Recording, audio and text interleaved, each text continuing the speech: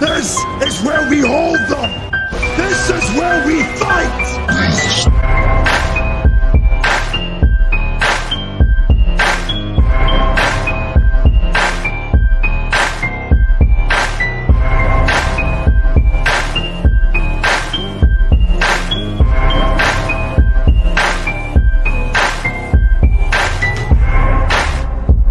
You are now listening to Sweep the Rack podcast featuring Brooklyn Rob and Big Mike.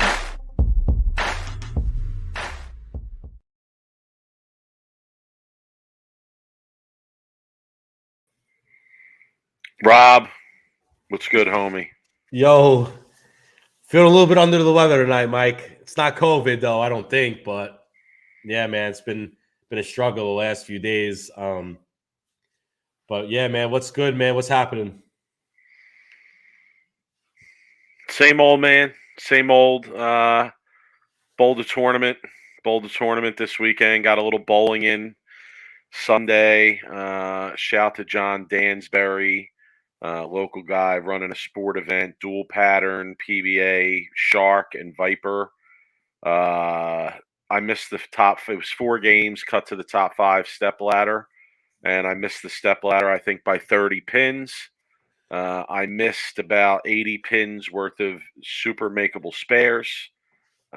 One game I threw 8 strikes and went 204. That game went like front 4, gutter spare, next 3, open, strike, open. Pretty much is how that game went. So that, not my best, obviously. But there were periods where I threw it good. Then on Monday, my old coach was in town. Shout to Vince Mazzani Jr. And I had been wanting him to like drill me a ball just to try and get that like old feel. You know what I'm saying? Like that old fit that I used to have at one time. And I went down to Joe Paluzik's pro shop where, he lives around there. They're from the same area. And we drilled the ball, and he had me working on some stuff, and got me thinking about a million different things again. When I thought I was throwing it pretty good, now I'm thinking about a million different things again. And it's all good. I went to Lig on Tuesday night. We were bowling against the blind, so it was a quick night. We were in and we were out. We were there to accomplish a purpose, and that was to get some practice in while sweeping the blind. We did both of those things. I threw it pretty good for stretches of the first 2 games. And then the last game, I kind of lost it a little bit and didn't bowl so well. 550, I think it was like 190, 200, 160, something like that. 165. Rob, you know what my problem is? You know what my issue is bowling wise?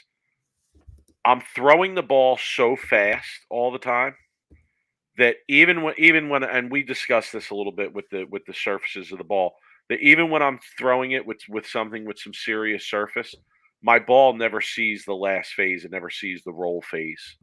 Like my ball is hitting the pins while hooking because I'm throwing it a million, and it's like screaming off the back of the pattern no matter what. And I have not been able to slow down enough to where I can see shape and I can see the ball roll. Now, that's what I was working on Monday when I was drilling a ball and working a little bit. And I bowled Tuesday night, and I did it okay, and I did see some shape on the ball at times. But that's really what I identify my problem is. So that's what I'm working on right now. People in the chat, Robert Hamilton asking about Mr. X and did he quit yet? Interesting development that Mr. X's 2 teammates did not show up this week. So I don't know what that means. I don't know where that leaves things. But they actually bowled the last place team in the league, and no one from that team showed up. So I think they won by forfeit for the most part. And I will have more updates on that as we go forward. But Rob, sweep the rack. We were in second going into this week. We bowled the blind. We swept. I mean, I don't think I'm going out on a limb here by saying sweep the rack might be in first place in the sport league. Okay. So. Let me tell you something though. Slowing the ball down is one of the hardest things Oh, to change. and And you I want to know know my what's crazy? brother. I'm watching all this social media stuff for bowling. I'm going to comment on that and my final thought. And I've watched the house videos this week. I've watched Brad and Kyle this week. And Rob, you want to know what they all say they have to do at like all these tournaments? Slow down. Throw it slow as possible. Throw it as slow as Yeah, possible. They all say the same thing, and I'm like, yo, I understand you. I get it. Like I can't slow down enough either. I told my old coach, I said, yo, I often feel like if I could just slow down, I could control the whole lane even when I'm bowling on something tough. Like I could get the ball to do whatever I want it to do, even if I'm bowling on something tough, as long as I can slow down enough. And I just can never slow down enough. And you're right, it is tough. It is hard. it is. It is. I think changing ball speed to me is the hardest adjustment to make in the sport of bowling. Like, and that's why it's incredible when I see some of the pros, guys like Belmonte, who's really good at his ball control and his speed, is able to slow down, but do it consistently.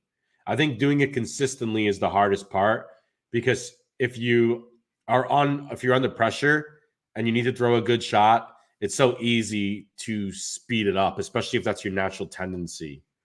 And you just 2 8 10 or you wash out because you just kind of get a little bit amped up and you don't realize it and you throw it harder. So, there's Yo, no really I fix mean, to it. You just got to practice it. I mean, it's tough. yeah, it is. So I'm working on that. I'm bowling another tournament this weekend. I'm bowling the Monmouth County Masters this weekend. It's like to the local guys, I guess it's a very big prestigious tournament. Um, I'm just bowling because it's on something tough. It's kind of local. It's less than an hour away from my house. I'm bowling the early squad Saturday, 9 a.m. It is 5 games straight. There's two squads, 9 a.m., 2 p.m., cut to the top 16, regardless of squad. And they go to the finals. I think it's double elimination, 3-game total wood match play the next day. Dude, I love this comment.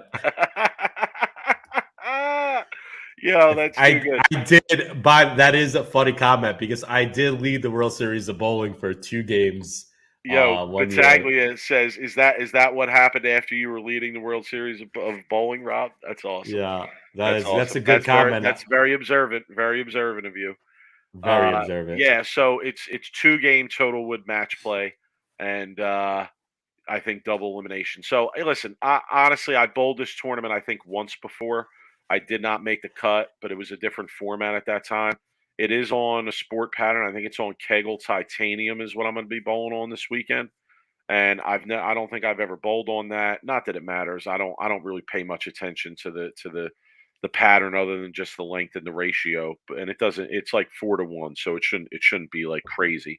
Um, so I don't know. We'll see. If I could slow down enough and repeat shots, I think I got a good chance of making the cut. But yeah, if I can't slow down enough, and particularly if my if my spare shooting is terrible. You know what's funny? When my bowling is bad, my spare shooting is great, and when I throw the ball good, my spare shooting's terrible. It's so frustrating. It really is. So bowl, like I said, bowled a little event last Saturday, bowling a little event this Saturday. So I'm out there. I'm out there. Come find me. Rob, I'm spreading the word about Sweep the Rack. I bowled a little event on Saturday. There were only 21 people there. And I told everybody, yo, Sweep the Rack, check it out. Check out the podcast. I do a podcast. I'll be talking about the tournament. So, and listen, all these local people in the chat, where he's all at, where he's all at. Okay, where he's all at. Come out, come join me in an event. All right, you see these events too. Come join me, Rob. You're getting some bowling in yourself, bro. Rob's gonna have his own. So I feel like I've inspired Rob to come back to bowling because I'm on here talking about my bowling. Rob wants his own piece. He wants his own corner. I hear you're going to be doing some bowling this weekend. I am. I got Saturday an hour reserved at B3 Performance. They're gonna put out a pattern. I'm gonna get some balls drilled. Got the rocks all lined up, What ready to roll, Mike. where are you getting the rocks there or what? Oh, what do we got? Oh, Mike. What do we got here? I don't know. Yo. We got some. Dude, we got all staff. We got all staff ready to roll. You didn't. Now, folks, let me tell you something. I know this guy, my co-host, all right? And I can tell you right now, there's zero chance my man paid for those bowling balls that you just saw. Rob, where's the hookup, son? So you think I'm giving away my hookup? Come on. Yo, I deserve some love. You better send some love. Yo, folks, did you see all those balls? Did you see all those balls? Tell me he shouldn't send his boy some love in the mail. Tell me when I come home on Monday, there shouldn't be a ball on my step. Man, you're getting mad love. Yo, who's hooking Rob up? Somebody rat this guy out and tell me who's hooking Rob up. Hit us in the email. I need to know who's hooking him up. Why ain't I getting hooked up? So I got I'm not sure how many I'm gonna drill on Saturday. I'm not gonna drill like all of them, but I got a Nova, a Wolverine, a Reality, a Dark Code, Track Paragon, and I don't want to hear unless I'm getting the hookup. Honestly, I don't even want to hear it. And Nico points out, as I said on Twitter, I found 3 blanks in the pro shop closet. To be clear, Nico, those were all ones that I paid for. Okay, and they're all like 4 years old or greater. All right. How is Bill hooking me up with Storm stuff, Dave? Dave, did you see? Did you see where that stuff is from? And this is what I'm saying. Don't think that he doesn't have other stuff coming too, because that wasn't the Brunswick and the Ebonite and the Hammer stuff. So he's going through other sources too. Let me say this. Let me find out who the sources are. People, hit me up in the email. Let me know who the source. Dave, Jeff, hit me up. Hit me up. All right. Let me know who his sources are. Hey, because if they're hooking up half to sweep the rack, that ain't right. That ain't right. You got to hook up both sides to sweep the rack here. It's not the way things go around here. So let me tell you something. So I'm gonna go get some stuff drilled. I got a bowl Saturday at the Performance Center. Sunday I got a tournament. Starts at 9 a.m. It's a 7-game tournament. It's one of the complete bowling events run by Theo. He's in our chat every once in a while. It's on a pattern. I think it's like 41 feet. But the max, I guess, in that bowling center is only 48 bowlers. So I think he's going to probably get in the 40s or somewhat. Usually he'll get like 60 or 70 to that event. We'll see. But it's a good event for me just to kind of see where I'm at. And my expectations going into that tournament is just to literally try to throw as many repetitive shots as possible and to just kind of like make my spares. I don't really have a lot of really high expectations to like, win or for instance, but like I just want to go in there and keep my feet under me and just like make good shots.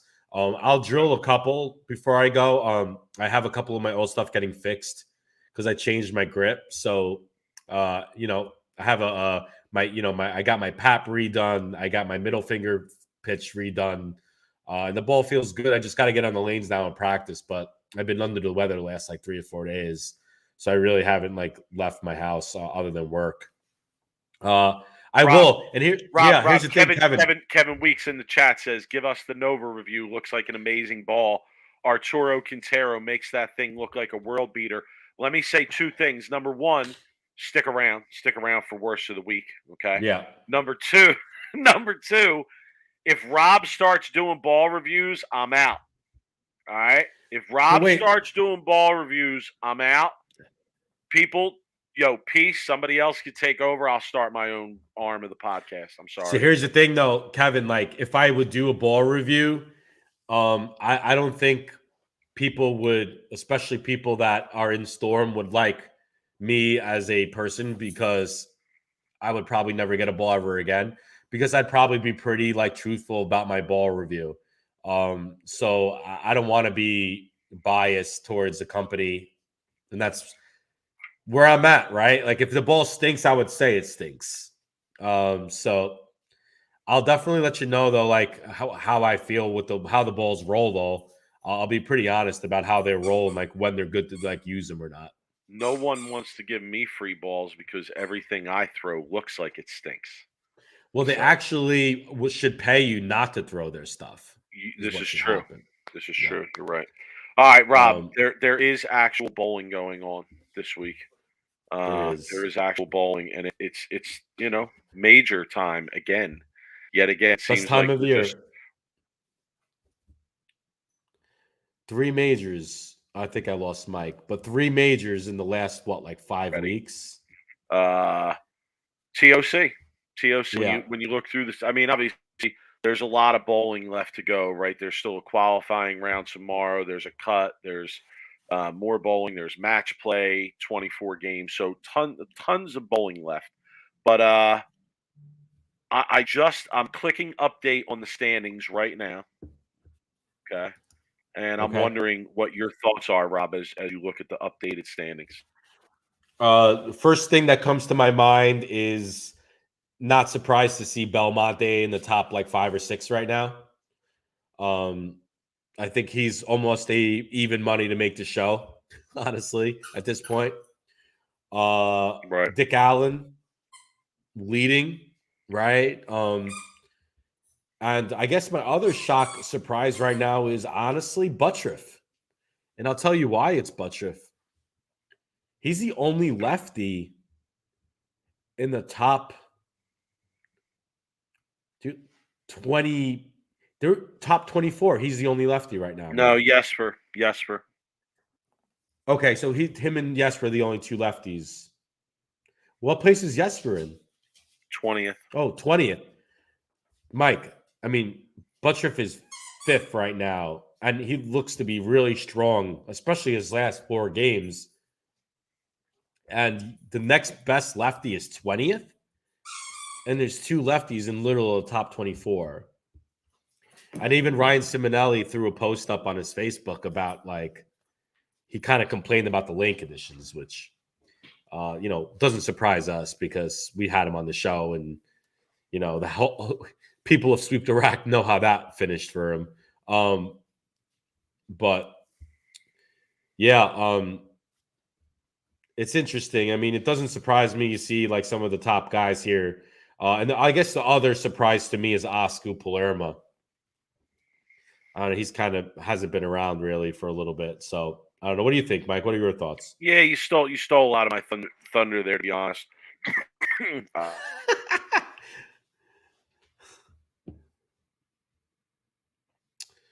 I don't know, Mike, but your internet feed's terrible right now. So Sorry. When you you're on see delay, him, bro. when you see Buttriff make that kind of run, you definitely think in those situations that he's going to make the show. Yeah.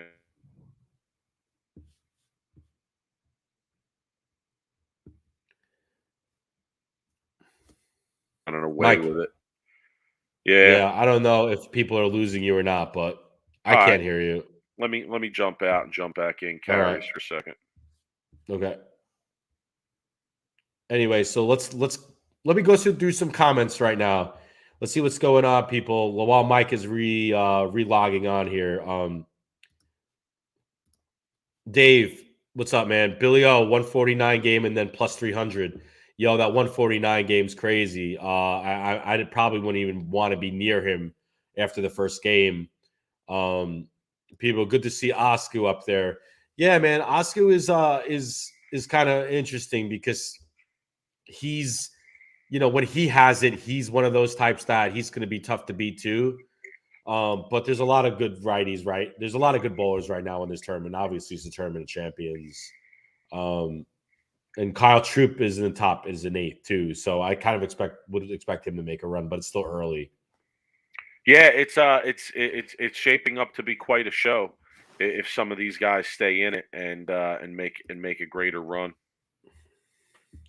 Yeah, for sure. So, Mike, where do you want to go with this tournament champions? So really, my thought while watching this week was about the tournament of the champions of the past, right? And Rob, when we watched bowling as kids, one of the things I distinctly remember is that when a new titleist, they would talk about who then got bumped out of the tournament of champions, right? And at a certain time, it was only the X amount of most recent champions, right? And I know that changed over time for various reasons, right?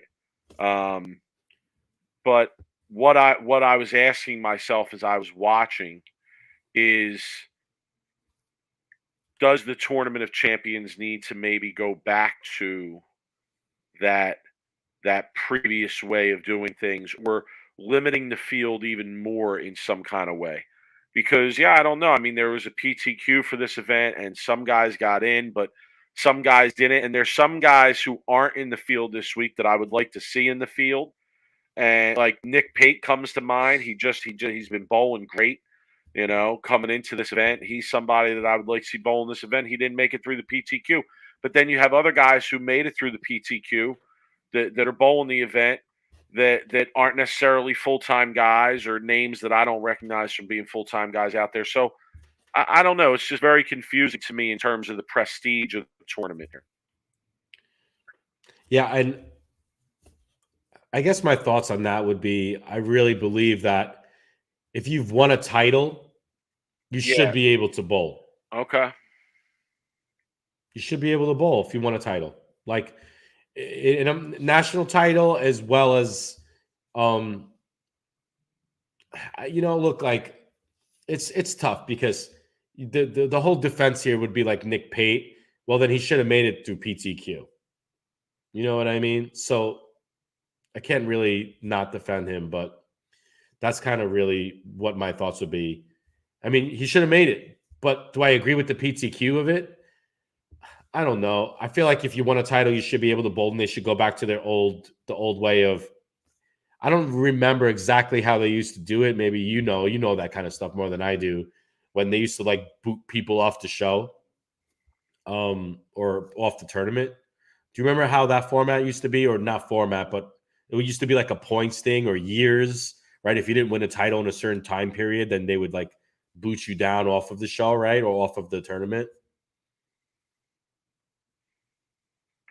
Yeah, for sure. Yeah. So I don't know. Anyway, yeah. I know it's I'm tough. not going to. I know it's tough. I understand. It's like they changed it and they changed it again, and it's morphed into a couple different things at this point. But yeah, at the same time, I it's just something that.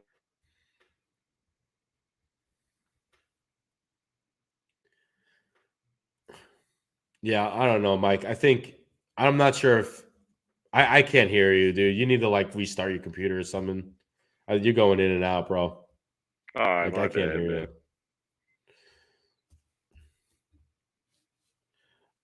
Let's bring up some comments here. What we got?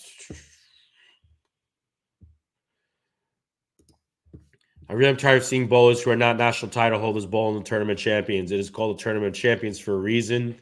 They need to go back to that. If the regional players want to have their own regional players tournament champions, that's what they should. Derek, it's a fair point.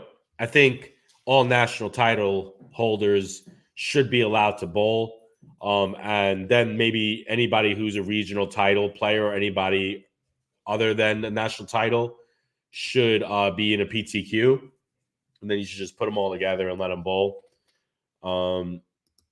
Jonathan Ing, Exemptor. I like the Exemptor, to be honest with you. Now, is that something where they're going to go back to doing? Probably not. I think it's better if they let everybody bowl, and they at least have PTQs. But you know what? The Exemptor was a good idea.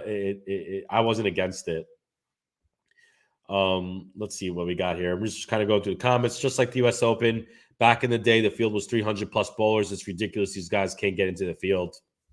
I mean, honestly, Brian, like, I don't disagree with you. I like bigger fields and bigger formats. I'm not going to be against 100 to 200 plus like entry, right, for the tournament. Did Mike bully Barstool Carl out of talking ball? Where has Barstool Carl been, by the way? Where has he been? He had a little bit of a run, and Coley was all about Barstool Carl, and everybody was liking his comments, and he was selling Barstool bowling balls and shirts and shit, and you haven't heard from him in like 5 months. So where is Barstool Carl? Maybe we did get him out of the bowling.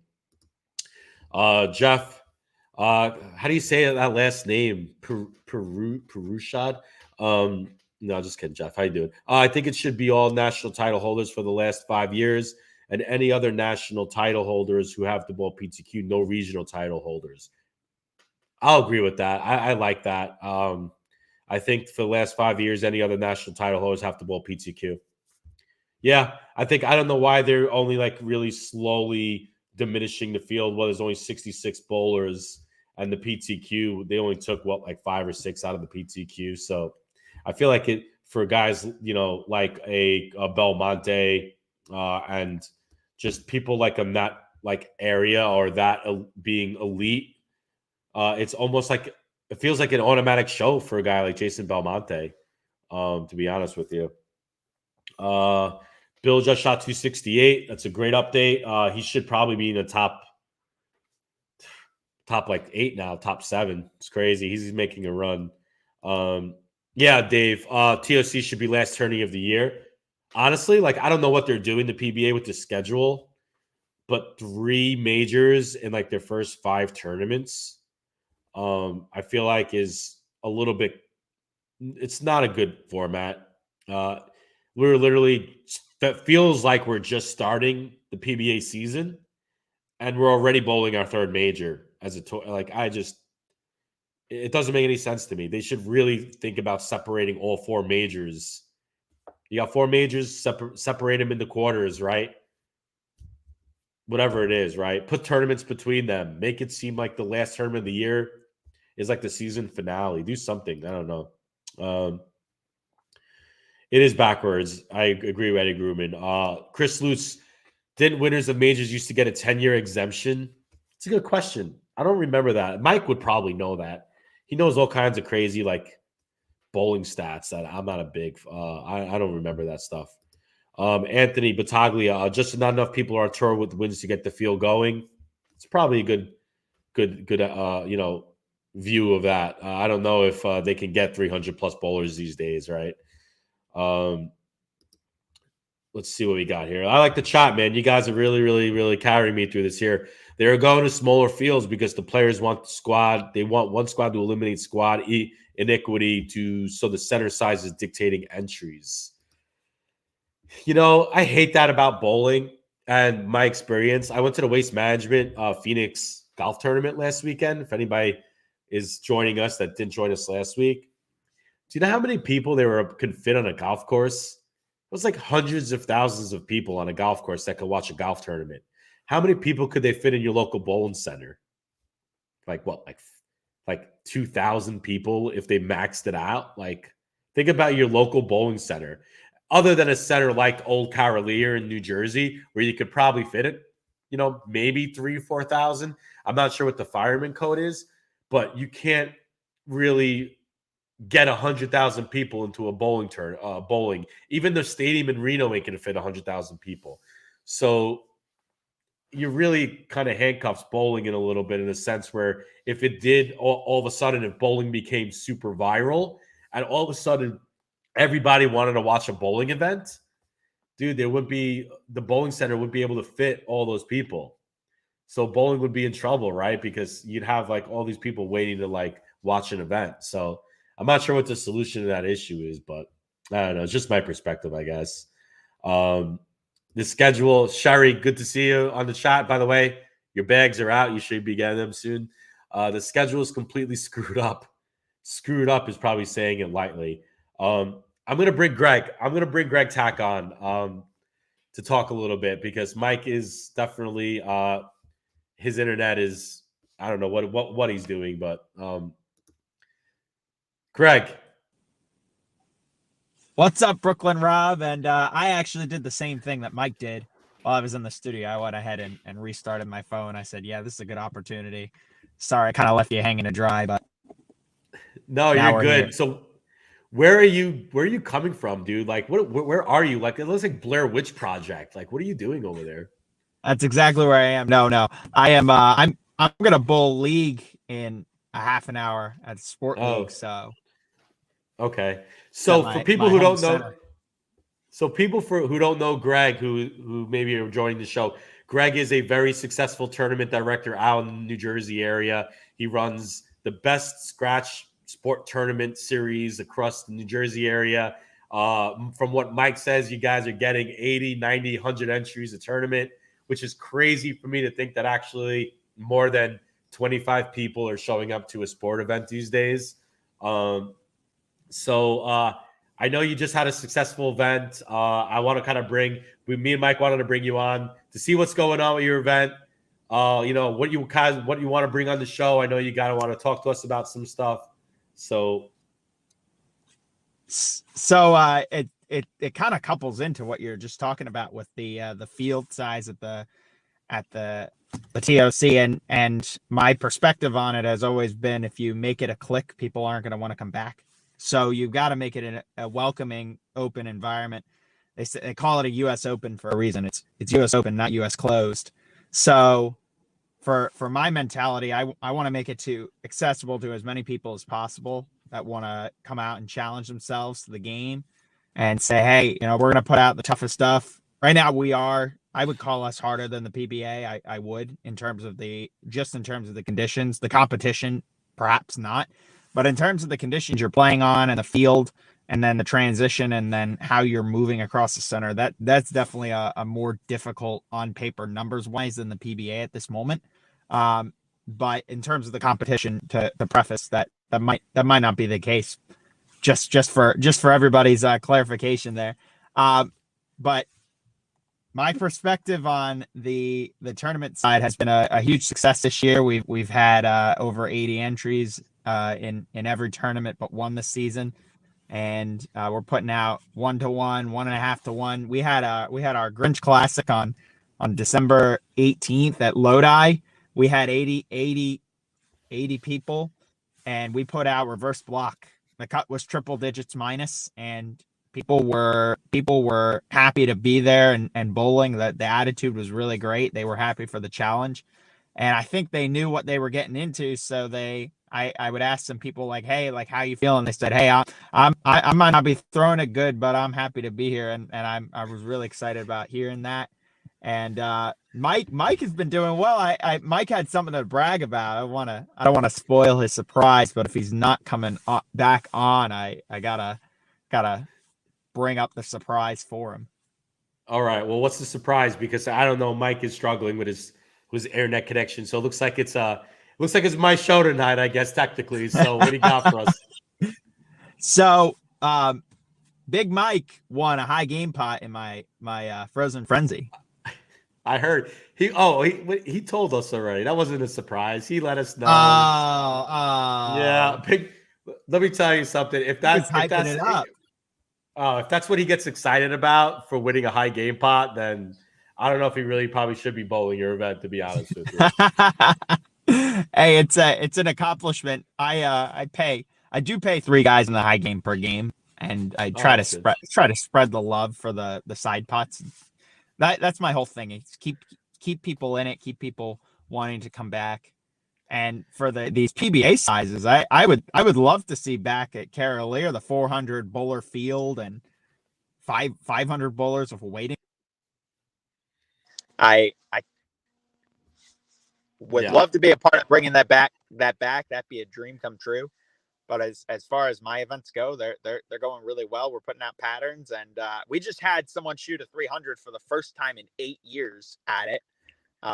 Which was that was Navarra, right? Joe Navarra? Yeah, Navarra did it. And I watched the whole game, and he bowled very well. The 11th shot was a little bit right, but he had some room and he could get it to come back, and I was fine. I was legitimately happy for him. I know some people have a reputation. Some people give me the reputation that I don't want people to shoot 300 in my tournament. And that is that's partially true, but listen, Greg, because this is a good topic, because I have multiple 300s games. Okay, like, I'm not saying that to like brag, but in reality, when you bowl as long as I've bowled in how many tournaments and leagues and whatever, you have a lot of 300 games. Do you know the 300 games that I remember? I remember the 300 games that are on Sport Shots. Okay. And that's why we always campaign Unleash Sweep the Rack for tougher conditions, because I remember the 2 300s that I had on Sport or Chat, because those 300s, I actually like through it. Like I bowled very well those games.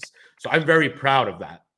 The other 300 games on the cakewalk and the house shots and all that shit, honestly, I forget. Like I don't even remember bowling those, to be honest with you. But the ones that I bowled on the sport, and that's why that's important. And that's why, like, if you put out sport shots on all leagues across the country and got rid of the house shot, right? You would be amazed on how many actually you'd bring integrity back to the honor score, to the 300. If every shot was like the shot you put out, Greg, on every house shot, when you actually watched a 300 on league, if you watch a 300 on social media, you would actually be like, oh, wow, that's pretty cool. That's amazing. You bowled 300 on a 44-foot flat pattern, right? So, I mean, yeah, it's important like that people understand that when you bowl 300 on a sports shot, it's a lot bigger of a deal than what you would bowl like on a regular house shot. It looks like Mike is back. 100%. Yes, Big Mike. I told him you're surprised, not surprised about winning the high game pot. I told him, I was like, if Mike is happy, that's his brag about winning a high game pot, then he probably shouldn't even be bowling your tournament. That was my response. No, I should have cashed actually, but all good. Yeah. So anyway, we talked to Greg about his events. I want to get into the deep thoughts, Mike. So here's my deep question with Greg Tack for tonight. And I honestly, I thought a lot about this over the last week or two. The handicap system is broken, right, Rob? We've discussed this ad nauseum on the show. The handicap system is broken. But I think to myself, the handicap system in bowling was originally created when scores were generally even and conditions were tough, right? Scoring conditions were tough. So that got me thinking about the question of, would the handicap system work today if we bowled on tough conditions across the board? Where and hear me out here, I think the handicap system doesn't work because you have people with lower averages that can easily shoot higher scores, okay? Whereas if you make them tougher, the people with those lower averages are really going to have a hard time shooting those higher scores. They're gonna luck into those higher scores much less frequently, and the higher average players are probably going to shoot more consistent higher scores across the board on those conditions. So I pose that question to you both: would the handicap system in its current state work if we bowled on tough conditions across the board? Rob, let's hear your position first. No, absolutely not. And there's a reason why, because the handicap system right now is made for a general across the country. It's just general standard, right? Every bowling center is different. Okay. And what I mean by that is some bowling centers are right-handed friendly. Some bowling centers are left-handed friendly. Some bowling centers are higher scoring regardless of what the pattern they put out. Some are low scoring regardless of what they put out. I could bowl league every day of my life at one bowling center, and the lanes could be absolutely brutal there. My average is going to be ultimately low, right? 180, 175.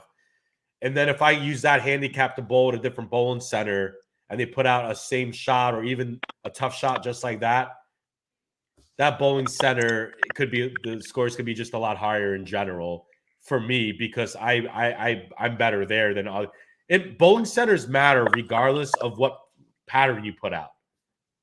The way the center is made, the pin decks, it's just how it goes.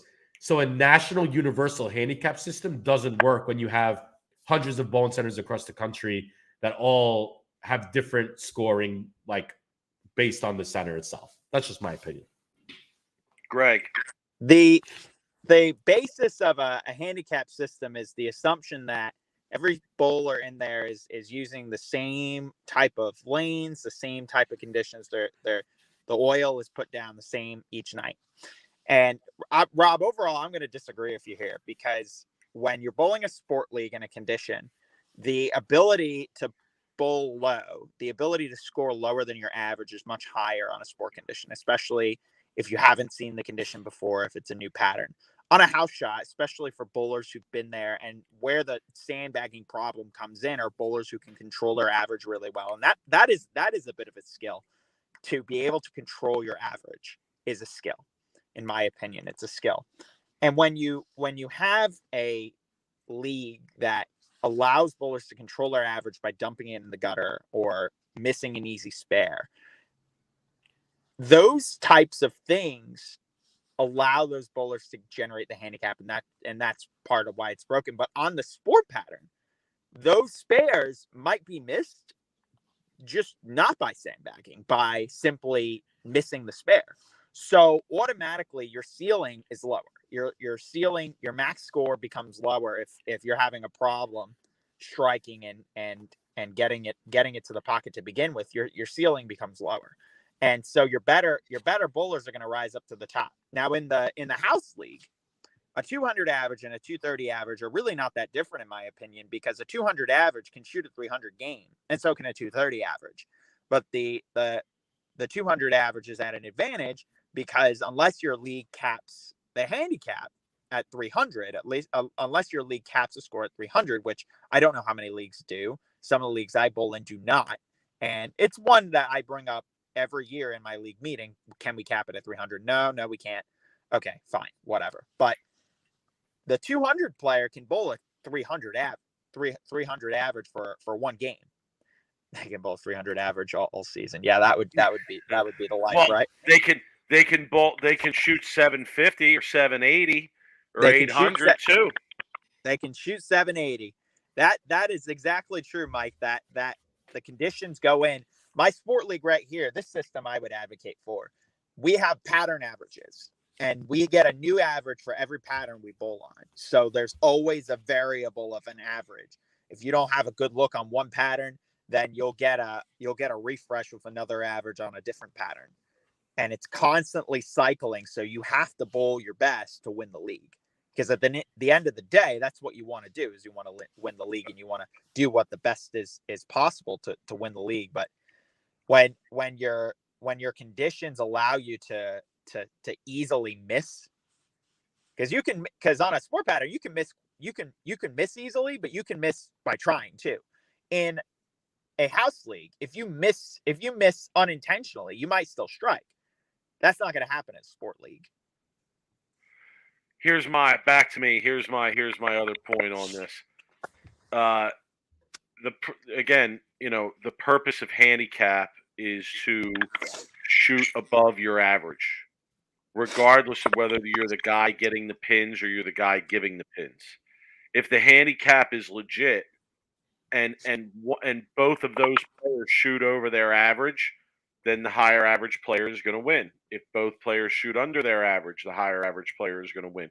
Only when the lower average player shoots over their average and the higher average player shoots at or under their average does the lower average player win.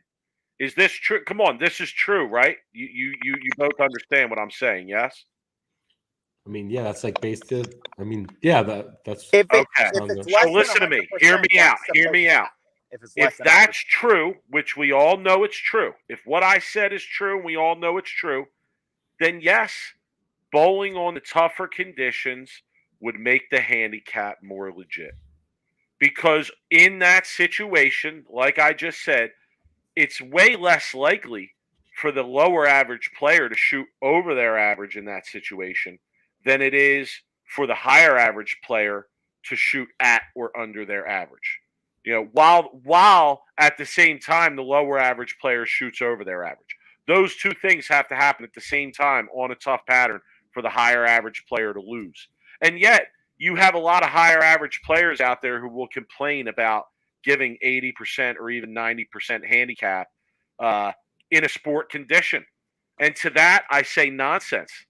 I say you should beat the lower average player 95% of the time, because it's much harder for them to shoot over their average on those conditions than it is for you to bowl at your average on those conditions. See, now, here's my thing to this, Mike. I'm thinking about it in a different kind of way, okay? You're thinking about it in like a just a league setting, right? Like a league, like every week you bowl in the same league, right? And you're getting handicapped. I'm thinking about it in the fact where, like, if I'm going to bowl an amateur bowlers tournament, right, that maybe pays 50,000 for first, and their sport shot is in Vegas, my sport shot was in New Jersey, and I'm going across the country to bowl, and they're using my handicap that's based out of a New Jersey league, and I'm bowling in a Vegas tournament with the same kind of sports shot.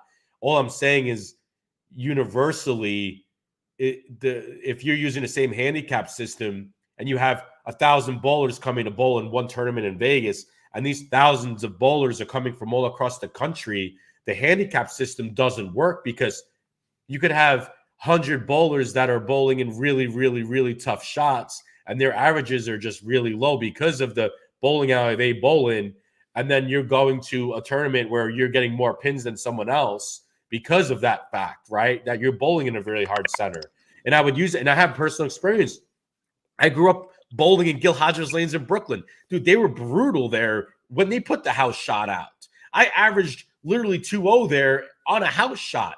And then when I would go bowl a tournament that was maybe in New Jersey where the lanes were walled at a Gills, I'm entering this tournament at 205, and now my average went from 2-0 to 230 because I'm bowling on a lot easier shot, but I'm using the handicap based out of my home center in Brooklyn that has no idea how to take care of their lanes. That's kind of where I'm at with it. You definitely need a rating system of that type if you're going to have a nationally bound handicap tournament. And I'm not going to take that away from you, Rob. Okay, and I'm with Mike's perspective on this. With this, all right, but Rob, let me ask this: what if at those bigger, and Nolan Hughes, what's up? I see your comment. I'm going to address that in a minute.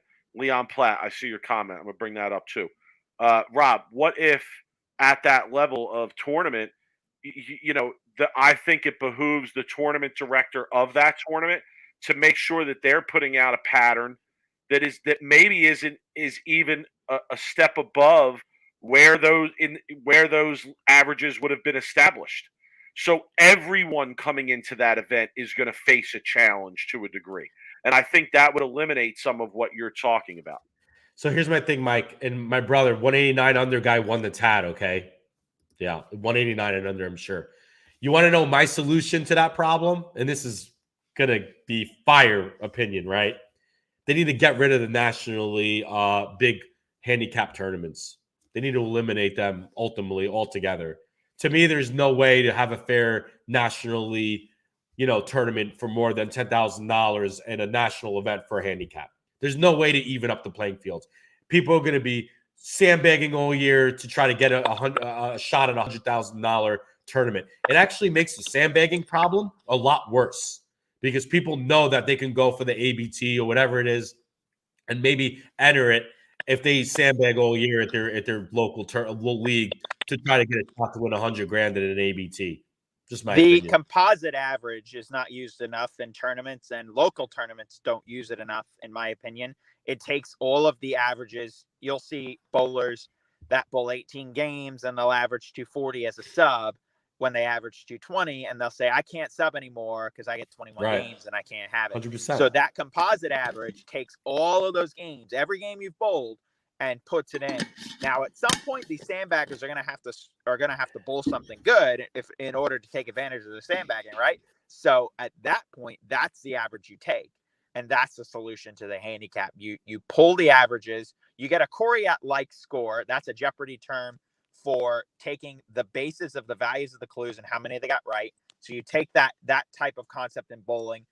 Whatever the high average is in the center, you base the handicap off of that. And it would be a little complicated, but you would have to measure each center and how difficult it is to make a handicap tournament fair on a grand scale. And I think it does need to be done. Yeah, Rob, I hear you about eliminating the handicap events and stuff, but the reality is that going forward, if you're going to make it even at all, you're gonna need that. All right, I want to bring up this comment by Nolan Hughes. He says, "Isn't the odds of a good player shooting below their average and the odds of a bad player shooting above their average both roughly 50% if it's their average?" Well, I hear you on that in terms of the definition of an average, but I think the point that I'm making more so applies to bowling on tough conditions and the struggles that the lower average player is going to have versus the experience that the higher average player should have on that.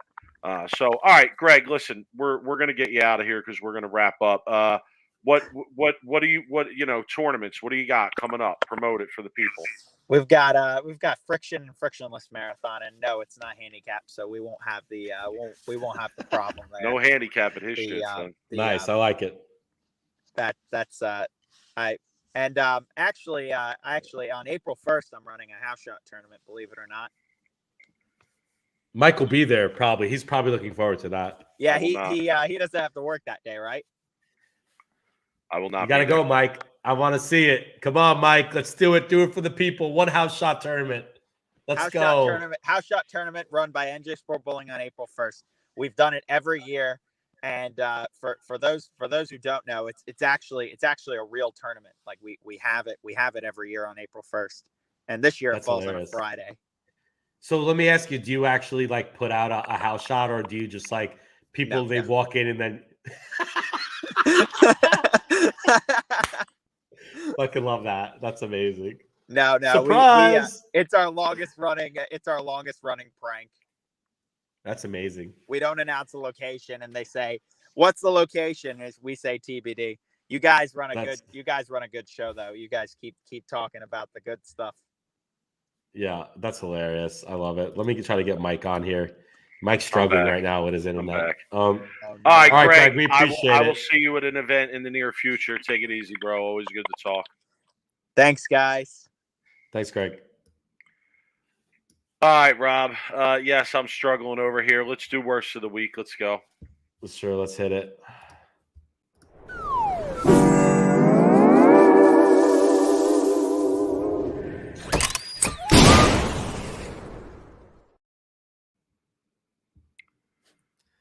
All right, let's see.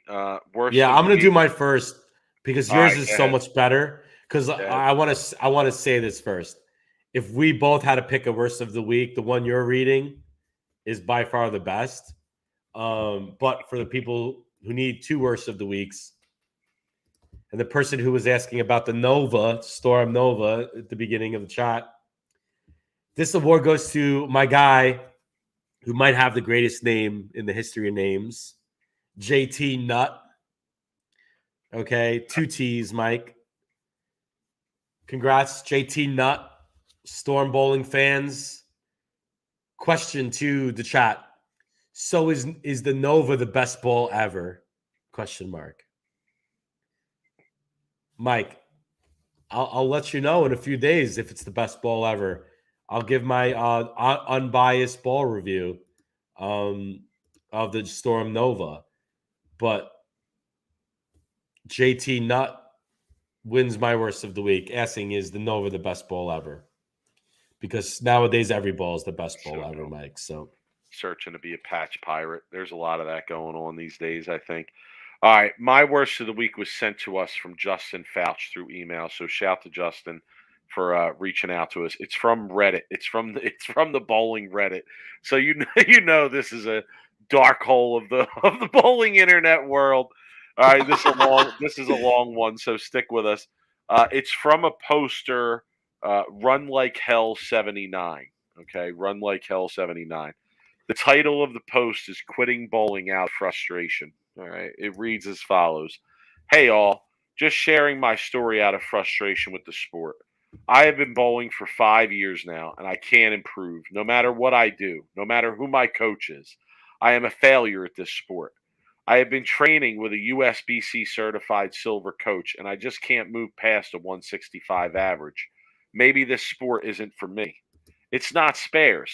I have no problem with single pins. I just can't strike for the life of me.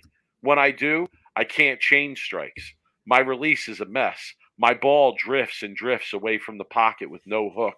I can't hit the head pin. I have over 15 bowling balls.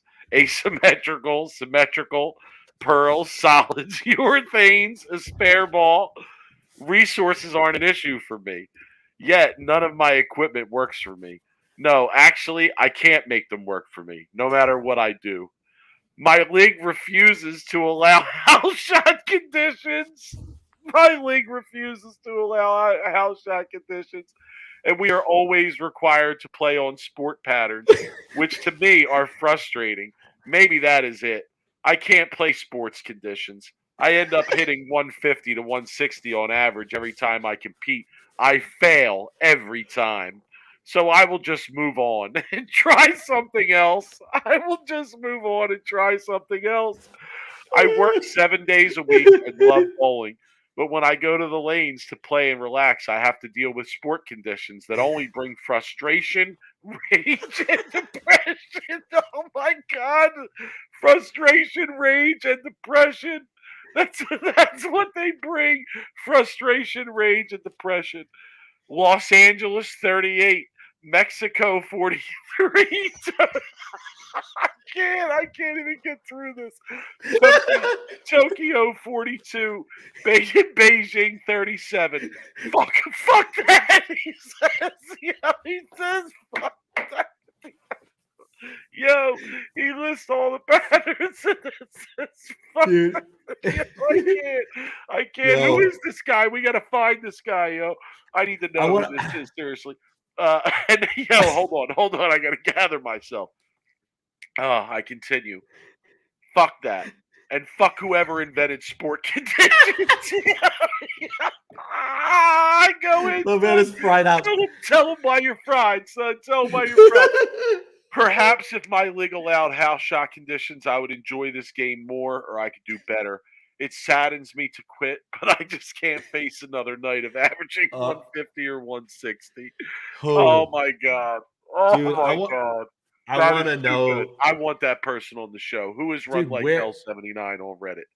Who is it? Okay. I'm on Reddit. I'm gonna reach out to that person on Reddit. I'm sending that guy a message. Oh my God. So what bowling center is forcing him to bowl on sport shots? This is where I want to bowl. Where is this at? Right. Dude, where is this? What bizarro world is this taking place in? Dude, could you imagine walking in on a Monday afternoon after work and they're like, yeah, we got 42 Mexico out. Yeah, okay, let's go. Tuesday you walk in, 37-foot Vipers out. Yes, let's freaking practice. Oh my God.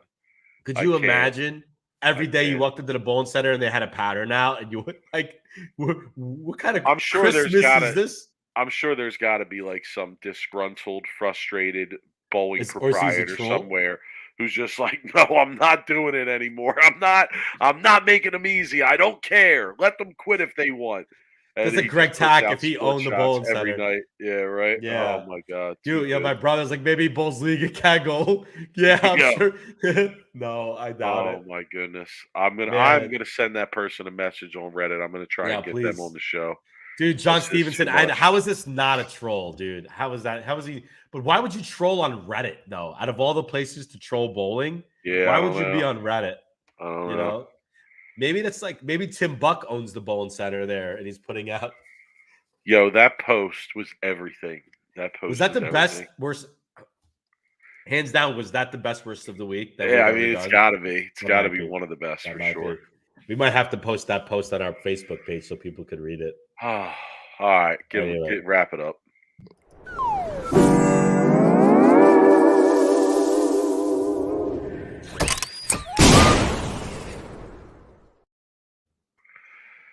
Oh, that was a therapeutic laugh. Yeah.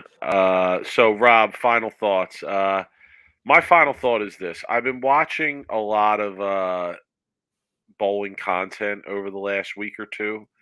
Like I've been watching some Brad and Kyle. Yeah, all right. I've been watching a lot of Brad and Kyle, The House. And, I got to say, it's cool. It's interesting content. I like the bowling side of it. But can I say, like, I want to see the more interesting side of what they're doing out there. I mean, explain. Like, I don't know. I watch a lot of their content, and it just seems like they bowl and hang out, and that's it. That's pretty much all that goes on. I mean, I don't know. Like, okay. So let me ask you. So I'm going to throw this out to you. Is that it? No, I'm going to throw this out to you. If you and I were on tour together, and we decided to put together a channel like Brad and Kyle, and it was Sweep the Rack, but we were on tour together. What would you want to see? What would we put out? We put out some probably crazies, but I would be trying to educate like the people more, right? On like the stuff like we're doing to like try to be successful in a tournament, right? Like what are my ball equipment choices? What am I practicing? I mean, or would you be more focused on like outside of the bowling world? Like would you be focused more on like the fun stuff we were doing? Or I mean, I'm just trying to understand what kind of content you want them to put out, because I'll agree with you. I don't watch as much content as you do, but yeah, I kind of would like to like learn something, right? Like, Yeah, definitely. I could go for that, but I also think like I don't know, like something that's a little more entertaining, whether it's related to bowling or not. Like what's something you and I might do for content if we were out there doing something similar? Um, interview fans. I would be interviewing fans at the events, bro. Dude, you want to get some great content? Interview the people that are showing up to watch, dude. yeah, like all right, here's an example of something that I would suggest for us to do or for them to do. All right, like there's a lot of times where these guys don't make the cut, right? And they're just hanging out. Like this week, Sure. I saw Packy from the house post a video where a lot of these guys are just hanging out this week, right? Here's something I would like to see them do. Go out in public. I got two suggestions. Go to a league night at another bowling center. Take two or three pro bowlers with you. Go to another league night at another bowling center. Bring some bowling balls to give away. Bring some stuff to give away. Maybe go and sub, bowl a couple games, talk to people. Do some interviews with people. You're bound to get some good unforeseen comedy and stuff like that. Another example that I would have would be like to go out in the general public and grab people and be like, yo, you want to come bowl with some pro bowlers, and bring them to a local bowling alley and bowl, and like see where that goes. Like, just stuff that's not just sitting around kind of talking about bowling or talking about how their day goes. And I'm not like I love what these guys are doing, but I want to see the more entertaining side of it. And listen, Rob, I'm not going to go too far over the line here, but you and I both know that there's a lot of antics that go on out there. And there's a lot Oh, of guys that get involved in a lot of antics. Like, oh, 100%. uh, Dude, I I'll lived be in the honest, like there's no stories that come off the top of my head that I would Mike. personally feel okay sharing, Mike, let but me tell you. I Let me can share tell the you that I have personally seen some of the antics that go on out there. And I'm not saying that they should necessarily show all of that, but I Mike. wouldn't mind seeing something, along those lines. So I bowled the World Series of Bowling multiple times, and two separate times I bowled there for about a week and a half. I stayed in a house with Bill and Belmonte and Fagan and Doherty and Castillo and Archer and Wes Malott. I lived in the house with these guys for like 10 days on two separate occasions. There's a lot of great content that comes out of that house, Mike. I mean, it is gold for social media content, okay? The shit talking, I mean, like me and Tommy Jones would play Madden against each other all the time, and the shit that we would talk about was just hilarious. Like, making bets and talking shit. I mean, I agree, Mike. There is a lot of content that is probably, I don't know. For me, it would be a lot more grittier. Like, you know what I mean? Like, it would show a lot more of their raw personality Yeah, traits, like right? are you all right? Like I'll give you another example that I thought of throughout this week that I was like, yo, how's there no content around it? Like Rob, think about this. Me or you or anybody else we know is bowling a huge tournament, biggest tournament of our lives, and we go ring 10 to lose that tournament. Rob, we're frying at some point, right? Oh, I'm like the guy, the worst of the week I guy. mean, yo, we're frying, right? Yo, I'm the worst of the Nick, week guy. that happened to Nick Pate last week. Yeah. And then like what they show online is just, him in the car, like, yeah, I mean, nah, like I want to see the fry. I want to see Nick Pate take that 3D hammer and go out in the parking lot and bust it, okay, and dump it Because in the what they need to dumpster. do is, Mike, there needs to be Really, there needs to be a crew in a show to literally pay my way out on tour and just follow me around for honestly, dude, the content that would come out of me after stoning 10. I don't think, oh my goodness, I would be cursing so much. It would be literally rated R. People wouldn't be able, YouTube wouldn't be able to put it on, but So I know what you're saying. That's my final thought. I tell those guys, like, I enjoy the content, but I want to see more. No more laying around Mike, in the hotel beds or on the couch. Come on, like, dude, give me a little more here. Show me at the bar picking up on some bowling groupies, Mike. That's what I'd be like. Well, Be here's like, "Yo, look at another that." idea. Here's another idea that came to my head as we're sitting here talking about it. Okay, so there's a match play round going on, or there's a finals round, right? Do some content around going out to a local bar and asking them to turn on bowling while the show's on. And see And what they watch say. the show with the local people, or do it in reverse. Go out to a local bar and tell everybody, yo, anybody who wants to come watch the bowling finals, we'll get you in for free and a drink on us, And and see what they say. bring them to the bowling event. You know, They and would like, go. well, No one would leave. see what would happen. I mean, I don't I know. know. Maybe you would get good Yeah. content, maybe you wouldn't, right? But yeah, I want I to got see you. like, more of the content that revolves around action, rather than just passiveness of sitting around talking about how you bowled well or didn't bowl well. But that's it. I'm gonna leave it at that. You got a final thought, Rob, or what? No, man, it's just going to be nice to actually bowl for a weekend. I'll be very excited to be around next Wednesday to let everybody know how my bowling adventure went. And I want to throw it out there too. Due to bowling conflicting schedules, obviously I'm going to be bowling. Hopefully, Mike is going to be bowling on Sunday because he's bowling a tournament. Bless up. I'll be happy if I'm bowling on Sunday. We are not doing the live commentary this Sunday for tournament champions. Unfortunately, we have to bowl, and that's kind of where we're at. So, Rob, if I heard a rumor that Parker Bone is bowling the same tournament I'm bowling this weekend. Oh, you got to get. If he is, and I happen to make the finals, and he happens to make the finals, and if by some chance I bowl him, do I go Ernie Schlegel, Rob? If I'm able to pull it out, no, because Muhammad Ali. No, I don't get. Don't give it to him. Dude, Parker is like one of the nicest guys you'll ever meet. Playing. But you do reach out to him though to get an interview. We got to get him on the show. So I would, yes, whether win or lose, yes, absolutely. Oh, so I did actually have someone reach out to me on Twitter. By the way, I'm going to respond about my bowling league. I've been sick all week, and if you can hear me, I'm literally stuffed up. So I don't want to go anywhere right now outside of work. To public place. So I've been kind of being at work and home this week. So I'm going to get to Bolero sometime, hopefully next week, probably after the tournaments and stuff. So I'll keep you guys posted on that. Ooh, new leader, Rob, Shaw Maldonado. New leader, really? Jacob Buttriff in third.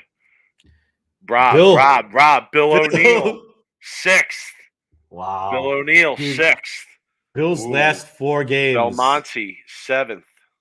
Dude, Bill's last 4 games. 68, 42, 59, 68. Shake it off. My man's hot right now. You know what happens when he goes on Stone Cold Killer mode. You know what happens when that happens. Man, he'd be in first. He'd be like top 3 right now if he didn't pull that 140 the first game. I see you, Hoss. Karsten Hansen. I see you, Hoss. 24th in there. It's going to be an interesting day tomorrow. It's going to be an interesting day of bowling. So, all right, listen, everybody enjoy it. I'm sorry for the internet issues. My wife thinks there's nothing wrong with the internet, so I'm going to have to work that out. Rob, good luck bowling this weekend. You too, man. Yeah, no doubt. We'll talk to everybody next Wednesday. After follow us on Twitter. Follow us on Twitter. At 1/5 at Brook and Rob 11. Hit the I'll be subscribe posting my button. Games. Hit the subscribe button. Help us out. Spread the word. We're down to single digit worst of the week rosin bags. Single digit, and it's less. It's way less than 10. All right, we appreciate the support though. But if you want one, you got to get at us. All right, guys, have a good one. We'll see everybody next week. Yeah.